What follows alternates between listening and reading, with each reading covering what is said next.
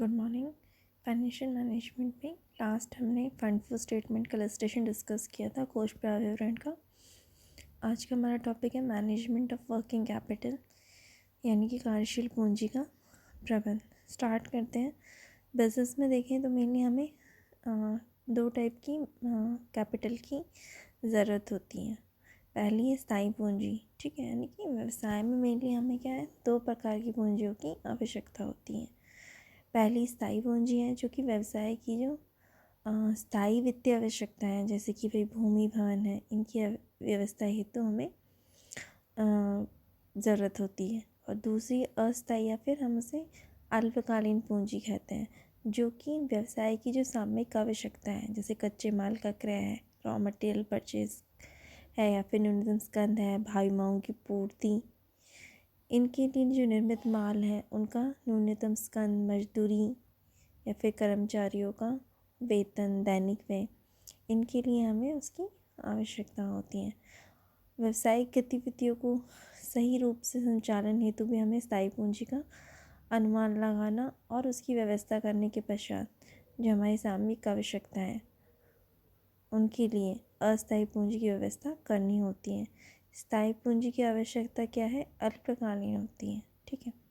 उसे कार्यशील पूंजी यानी कि वर्किंग कैपिटल, अल्पकालीन पूंजी यानी कि शॉर्ट टर्म कैपिटल, तरल पूंजी यानी कि लिक्विड कैपिटल, या फिर चक्रीय पूंजी यानी कि सर्कुलेटिंग कैपिटल के नाम से हम जानते हैं। कंसेप्ट ऑफ वर्किंग कैपिटल यानी कि कार्यशील पूंजी की अवधारणा की बात करें तो जैसे कि वित्त प्रबंध में पूंजी जो शब्द है कैपिटल, उसका जो प्रयोग है वो क्या अनेक अर्थों में किया जाता है। और उसी प्रकार व्यावसायिक जगत में, बिजनेस वर्ल्ड में कार्यशील पूंजी यानी कि वर्किंग कैपिटल के अर्थ को लेके भी बहुत विवाद है। लेखापाल, वित्तीय प्रबंधक, व्यवसायी और जो अर्थशास्त्री हैं, सभी में क्या है, कार्यशील पूंजी की वास्तविक अर्थ पर पर्याप्त मतभेद है। कार्यशील पूंजी क्या है, उतनी ही व्याख्याएं जितनी संख्या के इस शब्द की व्याख्या करने वालों की है, ठीक है। और इसीलिए कार्यशील पूंजी की वास्तविक अभिप्राय को समझने के लिए इसकी विभिन्न अवधारणाओं का अध्ययन और विश्लेषण करना बहुत ही ज़रूरी है। तो कार्यशील पूंजी की जो अवधारणा है वो कौन कौन सी है। सबसे पहले परिमाणात्मक अवधारणा यानी कि क्वांटिटेटिव कंसेप्ट। दूसरा है गुणात्मक अवधारणा यानी कि क्वालिटेटिव कंसेप्ट। तीसरा है अदर कंसेप्ट्स यानी कि अन्य अवधारणा। सबसे पहले हम लेते हैं परिमाणात्मक अवधारणा या फिर सकल कार्यशील पूंजी यानी क्वालिटेटिव कंसेप्ट और क्रॉस वर्किंग कैपिटल। तो कार्यशील पूंजी की परिमाणात्मक अवधारणा क्या है भाई, पूंजी के परिणाम या मात्रा पर अधिक बल देती है और गुणात्मक पहलू पर कम।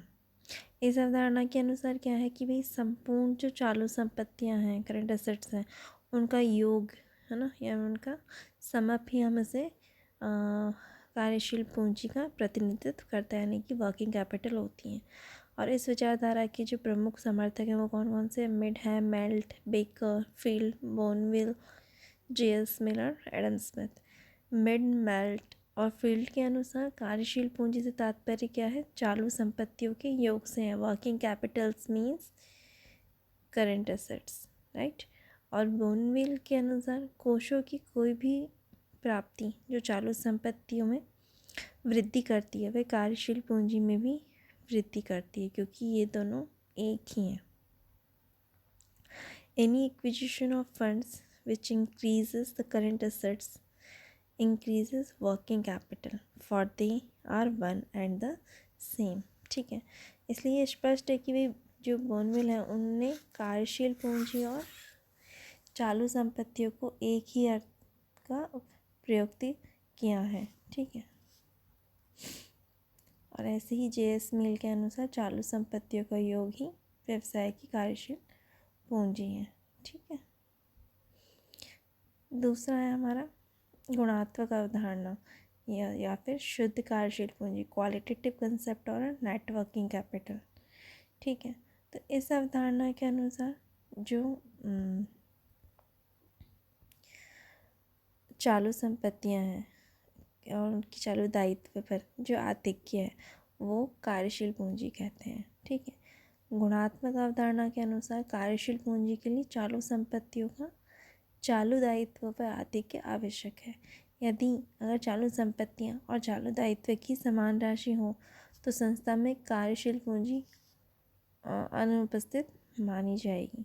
ठीक है। और इसके विपरीत अगर चालू दायित्व चालू संपत्ति से अधिक है तो इस स्थिति में कार्यशील पूंजी के घाटे यानी कि डेफिशिएट ऑफ वर्किंग कैपिटल का प्रतिनिधित्व करती हैं, जो कि वित्तीय जो संकट है, फाइनेंशियल क्राइसिस, उसको शो करता है। ठीक है। और इस अवधारणा के अनुसार क्या है, यदि चालू देनदारियाँ जो अल्पकालीन ऋण है में वृद्धि होती है तो इससे क्या है, कार्यशील पूंजी में कोई वृद्धि नहीं होगी, क्योंकि उतनी ही मात्रा चालू संपत्ति में भी बढ़ जाएगी और चालू संपत्ति और चालू दायित्व में अंतर वही रह जाएगा जो कि पहले था। अदर कंसेप्ट्स की बात करें तो कार्यशील पूंजी के संबंध में उपयुक्त मतभेदों के कारण कुछ जो हमारे कैंडी और मैक्यूलन है उनके अनुसार चालू संपत्ति के योग को हम सकल कार्यशील पूंजी और चालू संपत्तियों के चालू दायित्व पर आधिक्य को हम शुद्ध कार्यशील पूंजी यानी कि नेट वर्किंग कैपिटल कह सकते हैं। और उनके अनुसार ये मानता है कि भाई चालू संपत्तियों के नकद में परिवर्तन करने में कोई हानि या लाभ नहीं होगा। शुद्ध कार्यशील पूंजी सभी चालू दायित्व के भुगतान के पश्चात शेष रही चालू संपत्तियों का प्रतिनिधित्व करती है। ठीक है। The sum of current assets is the working capital of a business. ठीक है। Net working capital represents the amount of current assets which would remain if all the current liabilities were paid, assuming no loss or gain in converting current assets into cash. ठीक है। और Adam Smith के अनुसार क्या है, चालू संपत्तियों को चक्रीय पूंजी कहना उन्होंने अधिक सही माना है। क्यों? उनके अनुसार व्यवसायी का माल तब तक लाभ या धनराशि नहीं देता जब तक कि वह उससे मुद्रा के बदले बेच ना दें, या फिर जब तक उस मुद्रा के बदले वापस माल प्राप्त नहीं किया जाता। तब तक क्या है, ये मुद्रा उससे बहुत कम प्रत्यय या फिर लाभ देगी। उसकी पूंजी लगातार एक रूप में उसके पास से जाती है और दूसरे रूप में उसके पास आ जाती है। ये चक्र निरंतर क्या है, विनिमय ही उससे लाभ प्रदान करता है। और ऐसी पूंजी को हम यथार्थ में हम क्या कहेंगे, चक्रीय पूंजी कहेंगे, सर्क्यूलेटिंग कैपिटल। कंपोनेंट्स की बात करें वर्किंग कैपिटल की यानी कि कार्यशील पूंजी के घटक, तो उसमें क्या आते हैं, करंट एसेट्स और करंट लायबिलिटीज़ यानी कि चालू संपत्तियाँ और चालू दायित्व। ठीक है। तो चालू संपत्ति यानी करंट एसेट्स से तात्पर्य क्या है, उन सभी समस्त संपत्तियों से होता है जो क्या व्यवसाय के एक सामान्य व्यापार चक्र या फिर लेखा अवधि, जो कि मेनली क्या है, एक 1 ईयर की होती है, में अपना स्वरूप परिवर्तित कर लेती हैं। जैसे स्टॉक का स्वरूप देनदारों में और देनदारों का स्वरूप प्राय बिलों में या फिर नकद में, और नकद का स्वरूप कच्चे माल या फिर उत्पादन में परिवर्तित हो सकता है। इस प्रकार ये संपत्तियाँ क्या है, व्यवसाय में निरंतर अपना स्वरूप बदलती रहती हैं और इन्हें अधिक समय तक एक ही रूप में नहीं रखा जाता। और इसी कारण से इन संपत्तियों को हम व्यवसाय में क्या है, कार्यशील संपत्ति यानी कि वर्किंग एसेट्स के नाम से जाना जाता है। ठीक है। चालू संपत्तियाँ व्यवसाय में चक्र की भांति घूमती रहती हैं। कुछ विद्वान इन्हें क्या है, चक्रीय यानी सर्कुलेटिंग कैपिटल कहना भी अधिक उपयोगी समझते हैं।